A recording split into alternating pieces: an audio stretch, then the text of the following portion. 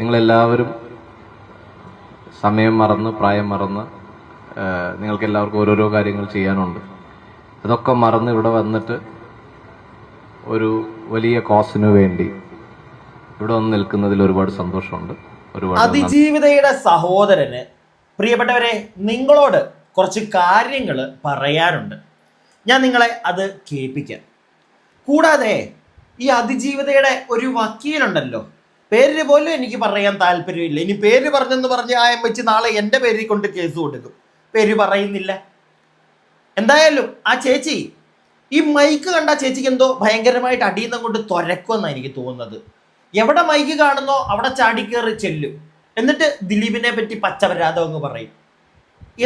എന്ത് കാര്യത്തിന് എനിക്ക് മനസ്സിലാവുന്നില്ല. ഈ ചേച്ചിയൊക്കെ കഴിഞ്ഞ ദിവസം ഒരു പോലീസ് സ്റ്റേഷനിൽ നടന്ന ആ ഒരു സംഗതി ഇവരാരെങ്കിലും അറിഞ്ഞിട്ടുണ്ടോ? പ്രിയപ്പെട്ടവരെ, നിങ്ങളെങ്കിലും അറിഞ്ഞിട്ടുണ്ടോ? ഒരു പോലീസ് സ്റ്റേഷനിൽ ഒരു പോലീസുകാരൻ ഒരു ചേച്ചിയുടെ കവിളിൽ നോക്കി അങ്ങ് കൊടുത്തത്. ഈ ഫെമിനിസ്റ്റ് ആ ഒരു സാധനം പറഞ്ഞു കിടക്കുന്ന വലിയ വലിയ ആൾക്കാരൊക്കെ ഉണ്ടല്ലോ, തലയ്ക്ക് മൂത്ത ഒരുപാട് ഭാഗ്യലക്ഷ്മി മാമിനെ പോലെ ഒരുപാട് കഴിവും അറിവുമുള്ള ചേച്ചിമാര്, അവർക്കൊക്കെ ഇതൊന്നും കാണുന്നില്ലേ? അവരൊന്നും എനിക്കറിയാൻ പാടില്ലാണ്ട് ചോദിക്കുക. അതോ ഈ സിനിമയിൽ അഭിനയിക്കുന്നവർക്കും ഒക്കെ വേണ്ടിയിട്ട് മാത്രമേ നിങ്ങളുടെയൊക്കെ നാക്ക് പുറത്തേക്ക് വീഴത്തുള്ളൂ? അല്ല, അറിയാൻ പാടില്ലാണ്ട്. സാധാരണക്കാര് നമ്മളൊക്കെ സത്യം പറഞ്ഞാൽ എന്താ ചെയ്യേണ്ടതെന്നറിയോ? മൈൻഡ് ചെയ്യരുത്. ഈ ഭാഗ്യലക്ഷ്മിയൊക്കെ പറയുന്നതിനകത്തൊന്നും ചെവി കൊടുക്കാനേ പോകരുത്. അതാ ചെയ്യേണ്ടത്. കാരണം ഇവർക്കൊക്കെ ഈ ഒന്ന് ലൈം ലൈറ്റിലോട്ട് ഇപ്പം ഈ ഒരു അതിജീവിതയുടെ കേസ് വരുമ്പോഴത്തേക്ക് 2-3 ദിവസം ഓൺലൈൻ മീഡിയക്കാർ, മെയിൻ സ്ട്രീം ചാനലുകാരൊക്കെ ഇവരുടെ ഫ്രണ്ടിലോട്ട് വരും. കാര്യം പറയാന്ന് ചെല്ലും പുറകെ. അതിന് വേണ്ടിയിട്ട് മാത്രം കാണിക്കുന്ന ഒരു ഷോ പോലെയാണ് എനിക്ക് തോന്നുന്നത്. അതല്ല, നമ്മുടെ നാട്ടിലെ സ്ത്രീകൾക്ക് നീതി കിട്ടണമെന്ന് ആഗ്രഹിക്കുന്നവരാണെങ്കിൽ അത് ഇവരുടെ ഒരു ഫീൽഡിൽ മാത്രമല്ല, മൊത്തത്തിൽ സാധാരണക്കാരും അവരുടെയും കൂടെ കാര്യമൊന്നും നോക്കാവേ. കാരണം ഉള്ളത് കൊണ്ടാണ് നിങ്ങളെപ്പോലുള്ള വലിയ വലിയ ആളുകൾ സിനിമയിൽ അഭിനയിച്ചും ഡബ് ചെയ്തും ഒക്കെ നടക്കുന്നത്. മനസ്സിലായില്ലേ? ഈ സാധാരണക്കാരില്ലെങ്കിൽ നിങ്ങളാരും ഇല്ല.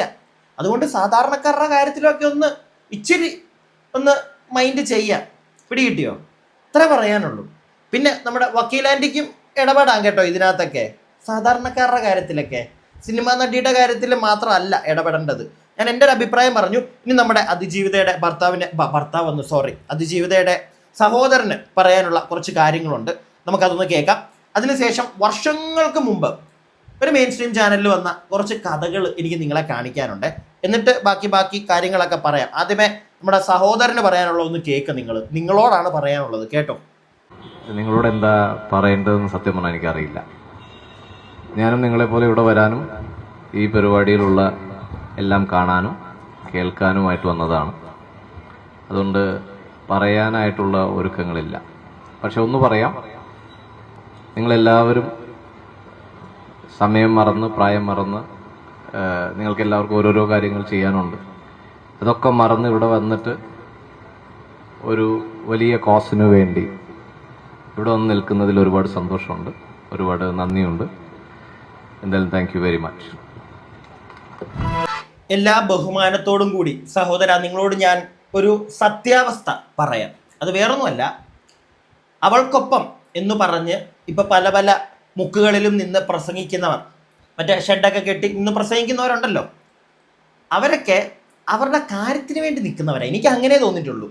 അല്ലാതെ അവൾക്കൊപ്പം, അവൾക്ക് നീതി കിട്ടണം എന്ന് പറഞ്ഞ് നിൽക്കുന്നവരാണെന്ന് എനിക്ക് തോന്നുന്നില്ല. അത് ആഗ്രഹിച്ച് നിൽക്കുന്നവരാണെങ്കിൽ ഇതിൻ്റെ പുറകിലുള്ള യഥാർത്ഥ ശക്തി, ഇതിൻ്റെ പുറകിൽ നിന്ന് കളിക്കുന്നത് ആരാണ് എന്നുള്ളൊരു സാധനം പൊതുജനങ്ങളിലേക്ക് എത്തണം.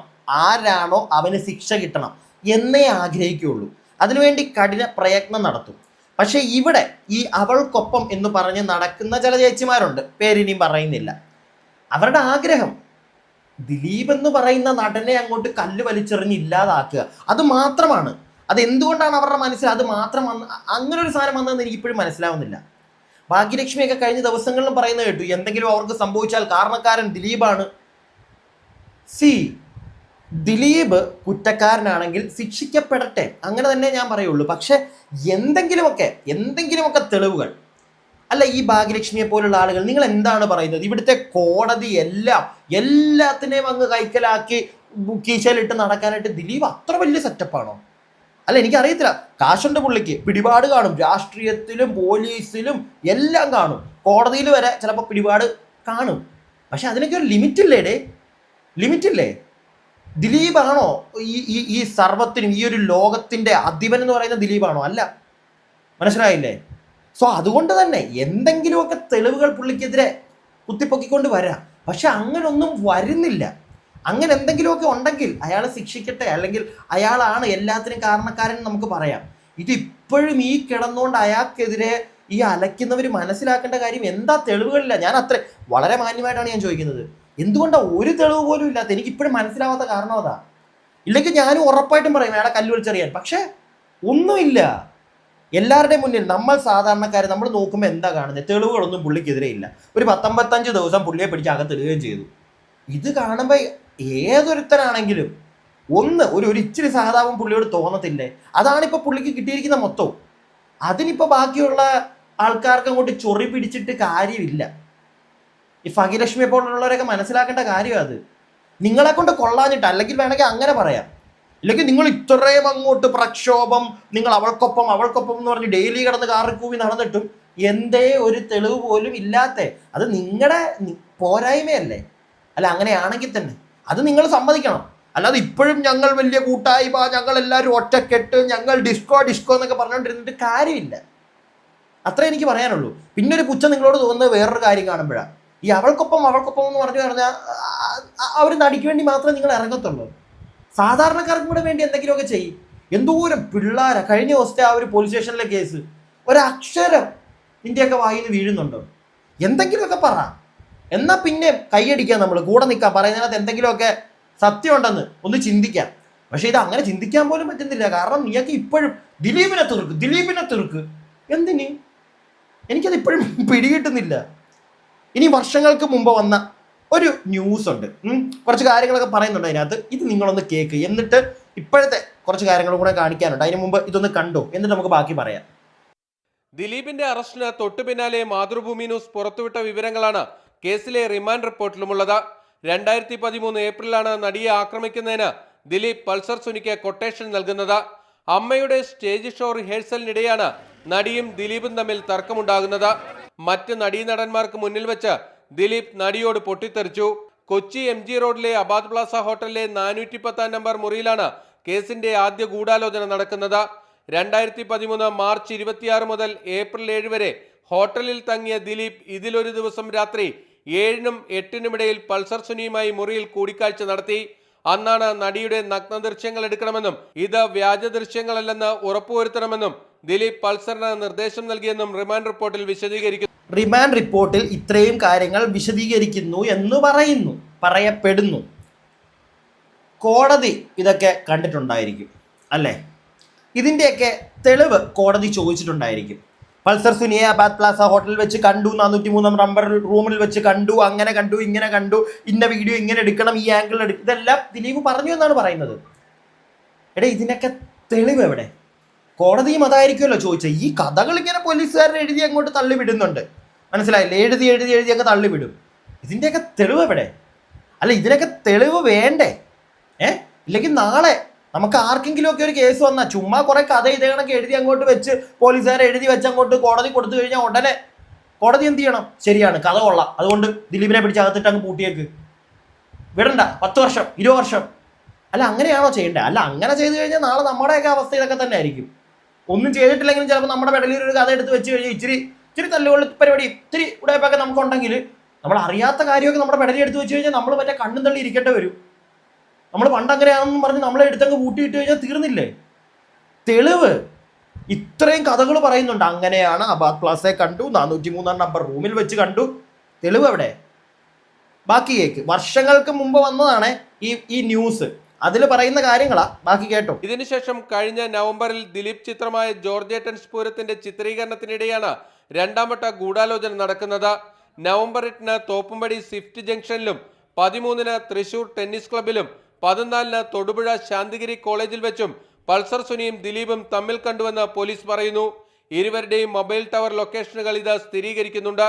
കേസിലെ പൾസർ സുനിയുടെ കുറ്റസമ്മത മൊഴിയിൽ നടിയെ ആക്രമിക്കുന്നതിന് 1 വർഷം മുൻപ് താൻ ദിലീപിനെ കാണാനായി തൃശൂരിലെ ജോയ്സ് പാലസ് ഹോട്ടലിലെത്തിയതായി പറയുന്നുണ്ട്. ദിലീപിന്റെ മാനേജർ അപ്പുണ്ണിയെ ഫോണിൽ വിളിച്ച ശേഷമാണ് പൾസർ സുനി ബൈക്കിൽ തൃശൂരിലെത്തിയത്. ഹോട്ടലിലെ സെക്യൂരിറ്റി ജീവനക്കാരൻ രജിസ്റ്ററിൽ തന്റെ പേരും ഫോൺ നമ്പരും അടക്കം രേഖപ്പെടുത്തിയിട്ടുണ്ടെന്നും സുനി മൊഴി നൽകിയിട്ടുണ്ട്. എന്നാ സെക്യൂരിറ്റിക്കാരൻ രജിസ്റ്റർ ചെയ്തിട്ടുണ്ടെന്നാണല്ലോ പറയുന്നത്, തെളിവാണല്ലോ. അതൊക്കെ എന്തേ കോടതിയിൽ എത്തിക്കാഞ്ഞത്? അല്ല, കോടതിയിൽ എത്തിച്ചായിരുന്നെങ്കിൽ കോടതി അത് നോക്കുമല്ലോ. അത് മാറ്റിവെക്ക്. ഈ ഒരേ മൊബൈൽ ടവറിൻ്റെ പരിസരത്ത് ദിലീപേട്ടനും പൾസർ സുനിയും ഉണ്ടായിരുന്നെന്നും പറഞ്ഞ് ഇവർ രണ്ടുപേരും കൂടി അങ്ങോട്ട് ഇല്ലാതാക്കാനുള്ള പരിപാടി സെറ്റ് ചെയ്യുമായിരുന്നിരിക്കും എന്നാണോ? അല്ല, എനിക്കറിയത്തില്ല. അല്ലേ, അങ്ങനെ ഉണ്ടായിരുന്നെങ്കിൽ അതും ഒരു തെളിവായിട്ട് കാണിക്കാമായിരുന്നല്ലോ കോടതിയിൽ. ഇനി അത് കോടതി കാണിച്ചിട്ടുണ്ടായിരിക്കും. കോടതിക്ക് അത് കണ്ടപ്പോഴത്തേക്ക് അത്ര വലിയ പ്രശ്നമൊന്നും തോന്നി കാണത്തില്ല. എനിക്കും അത് വലിയ പ്രശ്നമൊന്നും തോന്നിയില്ല.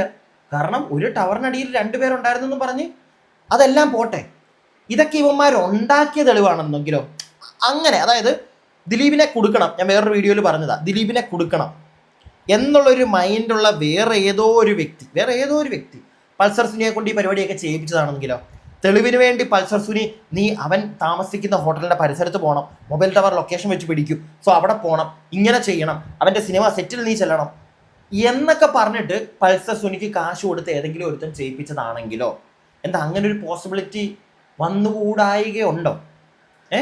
എൻ്റെ ഒരു സംശയമാണ്. അല്ല, നമ്മൾ അങ്ങനെയും കൂടെ ഒക്കെ ചിന്തിക്കണമല്ലോ. സിനിമാക്കാരുടെ ഇടയ്ക്കത്തെ ഉടായ്പകളാണല്ലോ. സിനിമാ സ്റ്റൈലിൽ തന്നെ ഒന്ന് ചിന്തിച്ച് നോക്കിക്കുക എല്ലാവരും. എന്താ അങ്ങനെ ആയിക്കൂടെ? അടുത്ത വാർത്ത നല്ല ബാക്കി ഒന്ന് കേക്ക്. ഇവിടെ ദിലീപിന്റെ BMW കാറിനുള്ളിൽ വെച്ച് ഇരുവരും സംസാരിച്ചു. കൊട്ടേഷൻ അഡ്വാൻസായി 10,000 രൂപ ദിലീപ് നൽകിയതായും പോലീസിന് വിവരം ലഭിച്ചിട്ടുണ്ട്.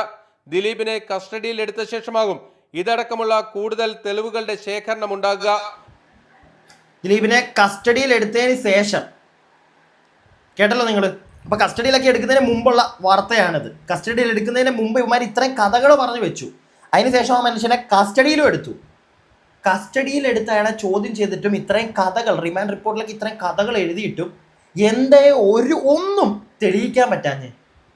അല്ല, നമ്മൾ അതും കൂടെ, പ്രിയ പ്രേക്ഷകരെ, ഞാൻ ചോദിക്കുന്നതിനകത്ത് തെറ്റുണ്ടോ? അല്ല, എന്തെങ്കിലുമൊക്കെ തെറ്റിന് കാണും, ഞാനും മനുഷ്യനാ. എന്തെങ്കിലുമൊക്കെ തെറ്റുണ്ടെങ്കിൽ നിങ്ങൾ താഴെ കമൻറ്റ് ബോക്സിൽ ഒന്ന് പറയണേ, ഒന്ന് പറഞ്ഞു തരണേ. നമുക്ക് കൂടുതലായിട്ട് നിങ്ങൾ എന്താണോ പറയുന്നത്, എൻ്റെ ഭാഗത്ത് എന്താണോ തെറ്റ് ചെയ്യാൻ പറഞ്ഞത്, അത് വെച്ച് നമുക്ക് കൂടുതലായിട്ട് ഡീറ്റെയിൽ ആയിട്ട് ഒന്നുകൂടെ നമുക്ക് നോക്കാം. മനസ്സിലായില്ലേ? ഒന്നുകൂടെ നമുക്ക് വിശദീകരിച്ച് നോക്കാം.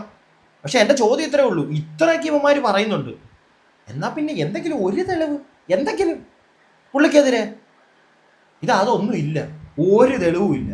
കോടതി വെറുതെ വിട്ടുതരാന്നാണ് ഇപ്പം പ്രശ്നം. കഷ്ടം. ഇനി വേറൊരു വീഡിയോ ഉണ്ട്, ഒരു സൂപ്പർ വീഡിയോ. നമ്മുടെ പൾസർ സുനി ഇല്ലേ, സുനിമാമൻ, 1-ാം പ്രതി സുനിമാമൻ്റെ അച്ഛൻ കുറച്ച് കാര്യങ്ങൾ പറയുന്നുണ്ട്. വളരെ കുറച്ച് കാര്യം അദ്ദേഹം പറയുന്നതിനകത്ത് കുറച്ച് കാര്യം മാത്രമേ ഞാൻ കേൾപ്പിക്കുന്നുള്ളൂ, വെറുപ്പിക്കുന്നില്ല നിങ്ങളെ. പെട്ടെന്ന് നിന്ന് കണ്ടു. കുട്ടിക്കാലം തൊട്ടേ മോഷണമടക്കമുള്ള ദുസ്വഭാവങ്ങൾക്ക് ഉടമയാണ് സുനി. അതിനാൽ തന്നെ വീട്ടുകാർക്ക് ഇഷ്ടമല്ല. വീട് വിട്ടു നിൽക്കുന്ന സുനി അപൂർവമായേ വീട്ടിൽ വരാറുള്ളൂവെന്നും സഹായമൊന്നും മകനെ കൊണ്ടില്ലെന്നും അച്ഛൻ സുരേന്ദ്രൻ പീപ്പിൾ ടിവിയോട് പറഞ്ഞു. എത്ര വർഷമായിപ്പം അവനോട് ഇങ്ങനെ പറയാൻ ഒരു 8-9 വർഷമായി എനിക്കാണ്. വീട്ടിൽ വരുമ്പം സാമ്പത്തികമായിട്ട് എന്തെങ്കിലും സഹായം എന്തെങ്കിലും ചെയ്യുമോ? ഇല്ല, ഒന്നും ചെയ്യാറില്ല. ഇപ്പം എങ്ങനെ ഈ കുടുംബം കഴിഞ്ഞു പോകുന്നത് എങ്ങനെയാണ്? പെണ്ണുമ്പിളെ മെക്കാട് പിടിക്കും, മെക്കാട് പണിക്കും ഉണ്ട്, വാർക്ക പണിക്കും. എനിക്ക് ഒന്നുമില്ല, ഞാൻ ഉഷാരോഗ്യാണ്. പുള്ളിക്ക് വയ്യ, ഓക്കെ, പറയാം. അതിന് മുമ്പായിട്ട് സുനിയെ പറ്റി കേട്ടല്ലോ. പണ്ടേ ഉടായിപ്പാണ് അവൻ, അവൻ. അവൻ പറയുന്നത് വെച്ചിട്ട്, അവൻ പറയുന്നത് മാത്രം കേട്ടുകൊണ്ട് ദിലീപാണ് പ്രശ്നക്കാരൻ, തെറ്റുകാരനെന്നും പറഞ്ഞ് കല്ല് വലിച്ചെറിയുന്നതിനോട് ഞാൻ യോജിക്കുന്നില്ല. തെളിവുകൾ, അതാണ് ഞാൻ തുടക്കം തൊട്ടേ പറയുന്നത്. എന്തെങ്കിലും തെളിവുകൾ, മനസ്സിലായോ? ഇല്ലെങ്കിൽ ഞാൻ ഈ പറഞ്ഞ കണക്ക് ഇങ്ങനെ ഒരു പെർസ്പെക്റ്റീവും ഉണ്ട്. കാശ് കുറച്ച് കൂടുതൽ കൊടുത്തിട്ട് ഇവനെ കൊണ്ട് ഇത് ചെയ്യിപ്പിച്ചിട്ട് ദിലീപിൻ്റെ പേര് നീ അങ്ങ് പറഞ്ഞേക്കണം, തെളിവുകളെല്ലാം അവൻ്റെ നെഞ്ചത്തോട്ട് വരാൻ വേണ്ടിയിട്ടുള്ള പരിപാടിയെല്ലാം സെറ്റ് ചെയ്തേക്കണം എന്ന് പറഞ്ഞതാണെങ്കിലോ? പിന്നെ പൾസർ സുനിയുടെ അച്ഛൻ പറയുന്നത് നിങ്ങൾ കേട്ടല്ലോ. ചിലവരൊന്നും കൊടുക്കത്തില്ല അവൻ, ഓക്കെ, അത് അവൻ്റെ തെമ്മാടിത്തരം, ചെയ്യുന്നില്ല, പോട്ടെ. പക്ഷേ ഇപ്പം എങ്ങനെ ജീവിക്കുന്നതെന്ന് ചോദിച്ചപ്പം ഭാര്യ പോകുന്നുണ്ട്, പണിക്ക് പോകുന്നുണ്ടെന്ന്, മെയ്ക്കാട് പണിക്ക് ഭാര്യ പോകുന്നുണ്ടെന്ന്. പുള്ളിക്ക് വയ്യ മനസ്സിലാക്കാം. പ്രായമാകും തോറും വയ്യാതെയാവും. ചിലപ്പം ആ ചേച്ചിക്ക് പോകാൻ പറ്റുന്ന ഒരു, എന്നാലും പ്രായമില്ലേടേ, പോട്ടെ, അവർ പോകുന്നുണ്ട്. ഈ പുള്ളി വീട്ടിൽ ഇങ്ങനെ ഇരിക്കുക. ചേട്ടാ, ആയ കാലത്ത് മോനെ ഒന്നും നോക്കണ്ടായിരുന്നു, അതെനിക്കൊന്ന് ചോദിക്കണമെന്ന് തോന്നി. ആയ കാലത്തൊന്നും വേണ്ടായിരുന്നു, മോൻ്റെ ഒന്നും മേടിക്കണ്ടായിരുന്നു, എന്തെങ്കിലും ഉണ്ടാക്കിയിടായിരുന്നല്ലോ. അങ്ങനെയാണെങ്കിൽ ഭാര്യ ഈ വയസ്സാം കാലത്ത് ആ സ്ത്രീ പോകേണ്ട ആവശ്യമില്ലല്ലോ. വരത്തില്ലായിരുന്നല്ലോ. പിന്നെ വലിയ വർത്താനം പറയരുത് പൾസർ സുനിയെ പോലെ കേട്ടോ. പൾസർ സുനിയുടെ അച്ഛൻ കൂട്ടുകാരനാ കേട്ടോ. അതിനോട് നമുക്ക് ഇങ്ങോട്ട് യോജിക്കാൻ പറ്റുന്നില്ല. വയ്യാത്തോണ്ടാ, മനസ്സിലാക്കാം, പോണ്ട. ശരിയല്ല നിങ്ങളോട് പഠിക്കാൻ പോകുന്നു, പണിക്ക് ഇപ്പം പോകാൻ പറയുന്നത്. പക്ഷേ ആയ കാലത്ത് എന്തെങ്കിലും ഉണ്ടാക്കിയിടായിരുന്നു. അതിന് ബാക്കി വേറെ ആരെയും കുറ്റം പറഞ്ഞിട്ടൊന്നും കാര്യമില്ല. പൾസർ സുനിയുടെ ഡാഡി കൂടെ കേട്ടോ, അതും കൂടെ എനിക്കൊന്ന് പറയണമെന്ന് തോന്നി. പിന്നെ ആ സ്ത്രീ, അവരുടെ അമ്മ പൾസർ സുനിയുടെ, അവർ മറ്റേ എന്തോ ഇവൻ്റെ അക്കൗണ്ടിൽ എങ്ങാണ്ട് 1 ലക്ഷം രൂപ അത് അവർക്ക് വിട്ടുകിട്ടണമെന്നും പറഞ്ഞ ആ പാവം സ്ത്രീ ചിലപ്പോൾ ഈ ഒരു അവസ്ഥ ആയതുകൊണ്ടായിരിക്കാം. മനസ്സിലായോ? അവൻ കാണിക്കുന്ന ആടിയില്ലാത്ത പരിപാടിക്ക് ആ അമ്മയെ കുറ്റം പറയുന്നതിനോട് ചിലത് ഇങ്ങനെയാ. അതിനിപ്പോൾ അവരെ വല്ലതും പറഞ്ഞിട്ട് വല്ല കാര്യമുണ്ടോ? ഇല്ല. ഇനിയും വേറെ ഒരു വീഡിയോ ക്ലിപ്പ് ഞാൻ നിങ്ങൾക്ക് കാണിച്ചു തരാം. കുറേ കാര്യങ്ങൾ നമ്മുടെ മിനിഞ്ഞാന്ന് ശ്രീനിവാസൻ സാറിൻ്റെ പൊതുദർശനം നടന്ന സ്ഥലത്ത് നമ്മുടെ ദിലീപേട്ടൻ വന്നിട്ടുണ്ടായിരുന്നു. അവിടെ നിന്നുള്ള കുറച്ച് ക്ലിപ്പും വേറെ 1-2 സാധനം എല്ലാം കൂടെ മിക്സ് ചെയ്തിട്ടുള്ള ഒരു ക്ലിപ്പ് ഞാൻ കാണിച്ചു തരാം. ഈ വീഡിയോ ക്ലിപ്പിൻ്റെ അവസാനം ഒരാളൊരു ഡയലോഗ് പറയുന്നുണ്ട്. അത് മാത്രം നിങ്ങളൊന്ന് വൃത്തിയായിട്ട് ശ്രദ്ധിച്ചോണേ. കണ്ടോ?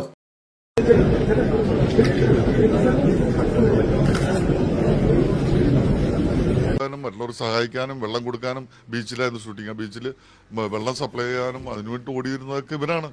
അപ്പൊ അങ്ങനെ വളരെ ഊർജ്ജസ്വലനായിട്ടുള്ള, മര്യാദയുള്ള, മിടുക്കനായിട്ടുള്ള, എനിക്ക് എന്തെങ്കിലും സംഭവിച്ചാൽ അതിന്റെ പൂർണ്ണ ഉത്തരവാദി അയാൾ തന്നെയാണത്.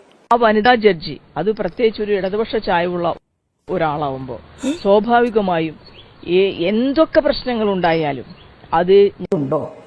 ഇനി അതല്ല, നടന്നത് റേപ്പാണോ? ഒരു വലിയ സന്നാഹം അവളുടെ കൂടെ ഉണ്ടല്ലോ. ദിലീപിന്റെ കയ്യിൽ പണമുണ്ട്, ദിലീപ് രാമപിള്ളയെ കൊണ്ടുവന്ന കാര്യം പറയുന്നു. അവളുടെ കയ്യിൽ പണമില്ലേ? അവളുടെ കയ്യിൽ എന്താ പണമില്ലേ? അവളെ പിന്തുണയ്ക്കുന്നവരുടെ കയ്യിൽ എന്താ പണമില്ലേ? അവളെ ചോദിച്ചതല്ലേ വനിതാ ജഡ്ജിനെ? ഇല്ലേ, അവളല്ലേ ചോദിച്ചത് വനിതാ ജഡ്ജിനെ വേണമെന്ന്. പിന്നെ ജഡ്ജിനെ മാറ്റണമെന്ന് പറഞ്ഞ് കേസ് കൊടുത്തു, അതും നടന്നില്ല. അതെ അല്ലേ? അതിജീവിതം തന്നെയല്ലേ പറഞ്ഞത് വനിതാ ജഡ്ജ് എന്നൊക്കെ. ഇപ്പൊ എന്നിട്ട് ജഡ്ജിന്റെ നെഞ്ചത്തോട്ട് കൊണ്ടുവന്ന് ജഡ്ജി നോക്കിയപ്പോഴത്തേക്ക് തെളിവുകളൊന്നും ഇല്ലടേ, ഒന്നുമില്ല. ജഡ്ജിക്ക് പ്രത്യേകിച്ചൊന്നും ചെയ്യാൻ പറ്റത്തില്ല അല്ലേ? നേരത്തെ കാര്യം. അതിന് എല്ലാം ഞാൻ പറഞ്ഞല്ലോ, എന്തെങ്കിലുമൊക്കെ തെളിവുകൾ കാണണം. അല്ലാതെ നമ്മുടെ മറ്റേ ചേച്ചി പറയുന്ന കണക്ക് എന്തെങ്കിലും പറ്റിക്കഴിഞ്ഞാൽ നേരെ ദിലീപ്, എന്തെങ്കിലും പറ്റിക്കഴിഞ്ഞാൽ നേരെ ദിലീപ്. എന്തടേ എന്തിത്? ഈ ഒരു പരിപാടി ചില സ്ത്രീകൾ അവനെ തീർക്കുക എന്നൊരു മൂഡിൽ ഇറങ്ങിയിട്ട് ഇങ്ങനെ കഥകൾ പറയുന്നുണ്ടല്ലോ, അത് മാത്രമാണ്, അവരോട് മാത്രമാണ് നമുക്ക് യോജിക്കാൻ പറ്റാത്തത്. പിടികിട്ടിയില്ലേ? സത്യം അത് പുറത്തു വരണമെന്ന് പറഞ്ഞിറങ്ങുന്ന സ്ത്രീകൾക്ക് ഫുൾ സപ്പോർട്ട് നമ്മൾ കൊടുക്കും. എനിക്കും ആഗ്രഹമുണ്ട് ഈ ഒരു വിഷയത്തിൽ ആരാണ് പുറകിൽ നിന്ന് കളിക്കുന്നത്, ഇവന്മാരെ കൊണ്ട് ചെയ്യിപ്പിച്ചത് ആരാണ്, അതൊന്ന് തെളിയണമെന്നുണ്ട്. അല്ലാതെ ഇവന്മാർക്ക് മാത്രം ശിക്ഷ കൊടുത്ത് വിട്ട് കഴിഞ്ഞാൽ പോയി. ഇവന്മാരെ കൊണ്ട് ചെയ്യിപ്പിച്ചു, ശരിക്കും ചെയ്യിപ്പിച്ചത് ആരാണ്, അയാളും കൂടെ പുറത്തു വരണം എന്നൊരാഗ്രഹം എനിക്കുണ്ട്. നിങ്ങൾക്കുണ്ടോ? താഴെ കമൻറ്റ് ബോക്സിൽ പറ. വീഡിയോ ഇഷ്ടപ്പെട്ട ഒന്ന് ലൈക്കൊക്കെ ചെയ്യണേ. അപ്പോൾ അടുത്ത വീഡിയോ ആയിട്ട് നമുക്ക് എത്രയും പെട്ടെന്ന് കാണാം. അടുത്ത വീഡിയോ ആയിട്ട് കാണുന്നവരേക്കും stay tuned and stay weird.